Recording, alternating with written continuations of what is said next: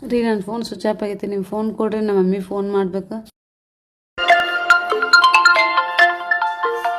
ಇದ್ಯಾವ್ದ್ರಿ ಹೊಸ ನಂಬರಿಂದ ಫೋನ್ ಬಂತಲ್ಲ? ತಾಯಿಲೆ ನೋಡ್ತೀನಿ. ಇಲ್ಲ ನಾನು ನೋಡ್ತೇನೆ. ಹಲೋ ಹಲೋ, ನಾವು ಬ್ಯಾಂಕಿಂದ ಮಾತಾಡ್ತಿರೋದು. ರುಗೋ ಅವ್ರಿಗೆ 5 ಲಕ್ಷ ಲೋನ್ ಸ್ಯಾಂಕ್ಷನ್ ಆಗಿದೆ ರೀ.